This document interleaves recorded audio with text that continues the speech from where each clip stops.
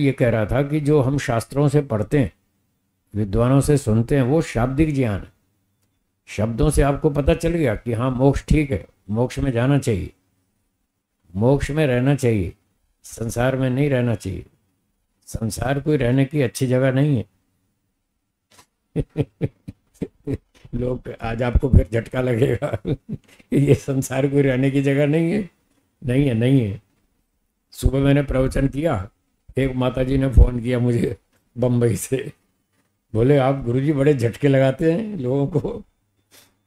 मैंने कहा मैं झटके जानबूझ के लगाता हूँ ताकि कुछ तो जोश आए इनको, जो सुन रहे हैं 20-20 साल से, कुछ तो जोश आना चाहिए, इसलिए जानबूझ के झटके लगाता हूँ।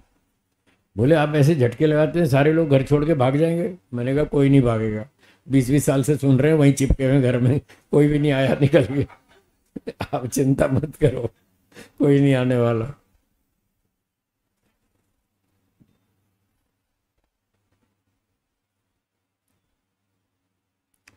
तो जो हम शास्त्रों से, विद्वानों से पढ़ते सुनते हैं, वो शाब्दिक ज्ञान है। अब शाब्दिक ज्ञान का मतलब है कि शब्दों से हम ठीक जानते हैं, मानते हैं, बोलते हैं, लेकिन प्रैक्टिकल आचरण वैसा नहीं कर पा रहे। जैसे आपने कहा कि गुस्सा नहीं करना चाहिए, आपकी बात ठीक है, वेदों में लिखा है गुस्सा मत करो, पर फिर भी गुस्सा करते हैं। अगर गुस्सा करते हैं तो मतलब ये शाब्दिक ज्ञान है, बोलते कुछ है और करते कुछ है, दोनों में एक रूपता भी नहीं बन पाई। जब तक बोलने और करने में एक रूपता नहीं बनेगी तब तक वो शाब्दिक ज्ञान है। जब बोलने और करने में एक रूपता हो जाएगी, जो हम बोलते हैं वही करते हैं, तब उसका नाम तत्व ज्ञान, ये पहचान है तत्व ज्ञान की।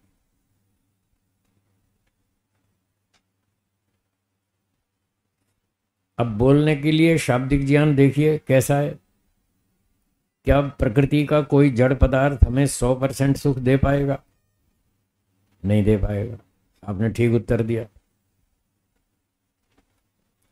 कोई जीवात्मा हमें 100% सुख दे पाएगा? नहीं दे पाएगा। ठीक है आपका उत्तर। क्या ईश्वर 100% सुख दे पाएगा? दे पाएगा। ठीक है, ये शाब्दिक ज्ञान है। कैसे शाब्दिक है? आपका लक्ष्य कितने % सुख प्राप्त करने का है? 100%। कोई जड़ पदार्थ आपको 100% सुख नहीं दे पाएगा, कोई चेतन आत्मा भी नहीं दे पाएगा। तो क्या इनके पीछे पीछे घूमना चाहिए? नहीं घूमना चाहिए। किसके पीछे घूमना चाहिए? क्या आप ईश्वर के पीछे घूमते हैं? नहीं घूमते। ये शाब्दिक ज्ञान, यही कह रहा था। घूमना चाहिए ईश्वर के पीछे और घूम रहे संसार के पीछे, तो कथनी करनी में एकता नहीं है ना। बस यही है शाब्दिक ज्ञान। जब आप कह रहे हैं कि ईश्वर के पीछे घूमना चाहिए, उसको लक्ष्य बनाना चाहिए, और जब आप उसको लक्ष्य बना के पूरी ताकत लगा देंगे, तब मानेंगे हाँ अब आपको तत्व ज्ञान हो गया, तब होगा तत्व ज्ञान। तो ये सांख्य दर्शन कह रहा है जब तत्व ज्ञान होगा तब मुक्ति होगी, घर बैठे बैठे नहीं होगी। और ये तत्व ज्ञान कहाँ से मिलेगा? शाब्दिक ज्ञान से। शाब्दिक ज्ञान कहाँ से मिलेगा? वेदों से, ऋषियों के ग्रंथों से। इसलिए हमको वेद पढ़ने पड़ेंगे, ऋषियों के ग्रंथ पढ़ने पड़ेंगे। कोई शॉर्टकट नहीं है, नो शॉर्टकट। अगर इससे कोई और छोटा का रास्ता होता, शॉर्टकट होता, तो पहले मैं नहीं पकड़ लेता वो। 50 साल लगा हूँ इसके पीछे, मैं 50 साल से इस विद्या में लगा हूं, तो मैं कोई पागल हूं क्या? मैं कोई मूर्ख हूं क्या जो मैं 50 साल बर्बाद कर रहा हूं? इससे छोटा रास्ता और नहीं है। इसलिए मुझे भी ये सब पढ़ना पड़ा, संस्कृत पढ़नी पड़ी, वरना तो मैं तो दिल्ली यूनिवर्सिटी का विद्यार्थी था। दिल्ली यूनिवर्सिटी का विद्यार्थी सन्यासी बनता है क्या? फिर मुझे मोक्ष में जाना है, मुझे ईश्वर तक जाना है, तो मुझे बताया लोगों ने, विद्वानों ने, कि तुम्हें ये सब दुनियादारी छोड़नी पड़ेगी और ये करना पड़ेगा, हैं, घर भी छोड़ना पड़ेगा, संगीत छोड़ना पड़ेगा, संस्कृत सीखनी पड़ेगी और फिर तपस्या करनी पड़ेगी। यही सबसे छोटा रास्ता है, इससे छोटा रास्ता कोई नहीं। तो फिर मुझे समझ में आया कि हाँ यही रास्ता है, तो फिर मैंने कहा ठीक है हम यही करेंगे। जो जो रास्ता है वही करेंगे। फिर वो सब दुनियादारी छोड़ दी, घर भी छोड़ दिया, परिवार सब छोड़ दिया, फिर आ गए इस लाइन में। आ गए तो खूब सोच समझ के आ गए, फिर पीछे मुड़ कर नहीं देखा घर की तरफ आज तक। हाँ बोलिए। हाँ, आप ठीक कह रहे हैं कि लोग सच्चे ईश्वर को ही नहीं समझ रहे। बिल्कुल ठीक कहा आपने। लोगों को ये पता ही नहीं कि असली ईश्वर है कहाँ, कैसा है, कहाँ रहता है, कैसे मिलेगा, ये नहीं मालूम।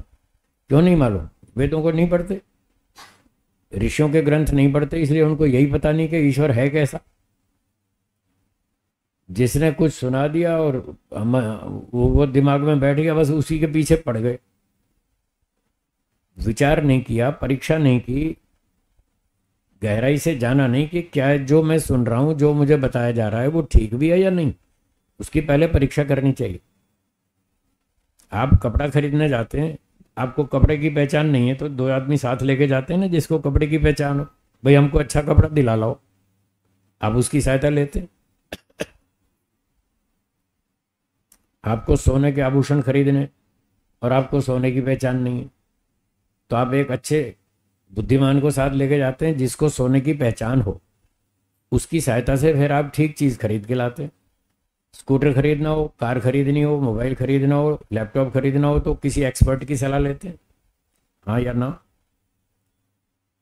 बाकी थोड़ी थोड़ी चीज़ों में, छोटी छोटी चीज़ों को खरीदने में तो आप बहुत एक्सपर्ट लोगों की सलाह लेते हैं, और ईश्वर के बारे में कुछ नहीं। चलेगा, जो भी हो, जैसा भी हो, चलेगा। ईश्वर कोई छोटी सी चीज़ है क्या? एक मोबाइल खरीदना हो तो चार आदमी से सलाह करते हैं कौन सा खरीदें, किसमें ज़्यादा फैसिलिटी है, किसमें ज़्यादा फीचर्स हैं, किसमें फ़ायदा मिलेगा। एक मोबाइल खरीदने में तो चार एक्सपर्ट की सलाह लेंगे, और ईश्वर जैसी इतनी महत्वपूर्ण वस्तु के बारे में किसी की सलाह नहीं लेते, कोई जानकारी नहीं करते ठीक से। तो ये सोचने वाली बात है। ईश्वर कोई इतना हल्का नहीं है, इतनी कोई छोटी चीज़ नहीं है कि जो मन में आए सो पकड़ लो, ऐसा नहीं।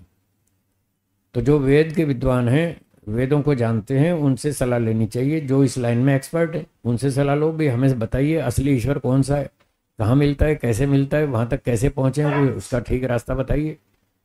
तो वो बताएंगे आपको, फिर उस रास्ते पर चलो। मैंने भी ऐसे ही किया।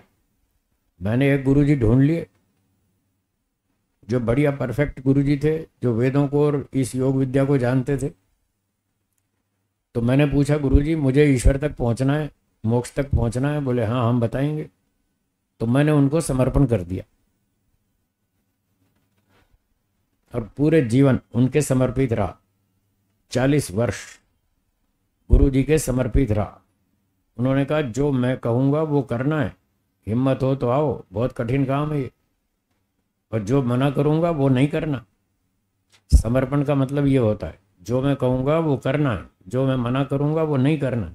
इतनी हिम्मत है तो आओ मैदान में, नहीं तो जाओ अपने घर।